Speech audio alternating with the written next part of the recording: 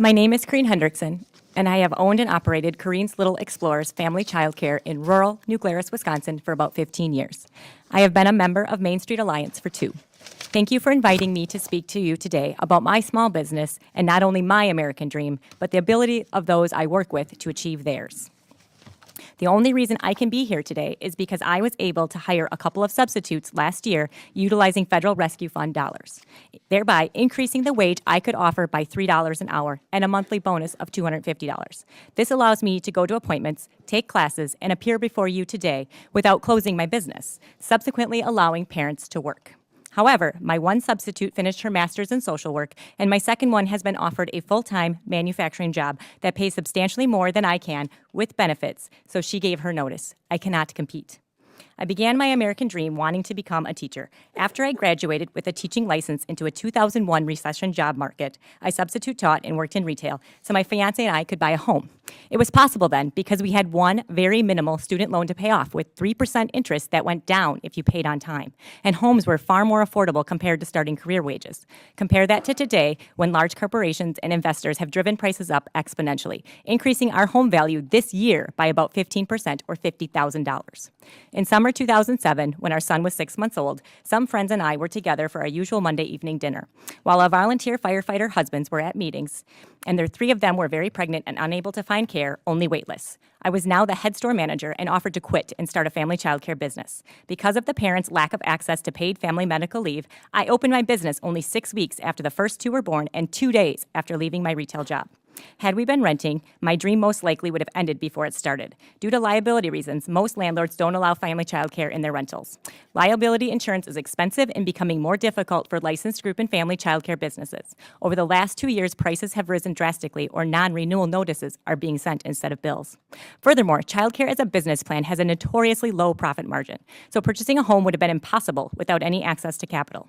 On average, parents pay more than college tuition for one infant or toddler enrolled in care. Moreover, for 2 or more children, it is more than their mortgage or rent.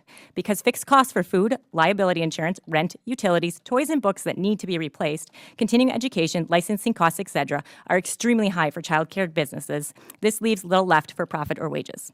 Many of those fixed costs are increasing due to the lack of enforcement of our price gouging and anti-monopoly laws, enabling corporate concentration by pushing out competition, lowering quality while raising the prices.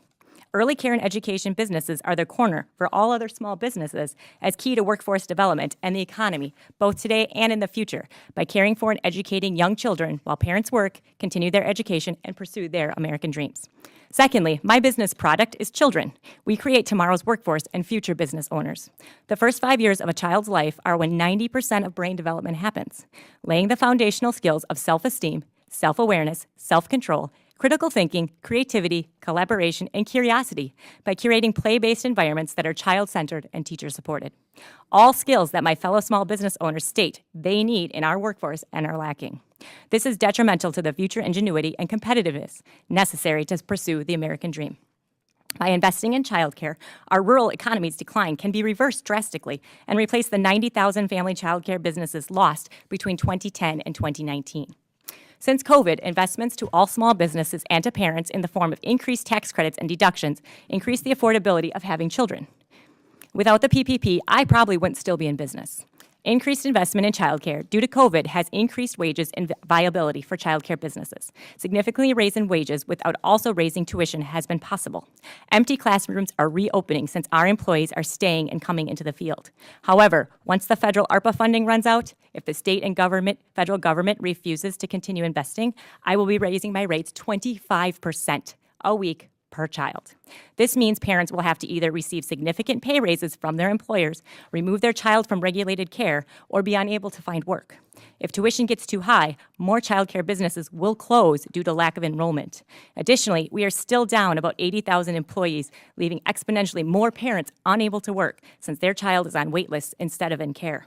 Nationally, the lack of infant and toddler childcare costs our economy at least $122 billion annually.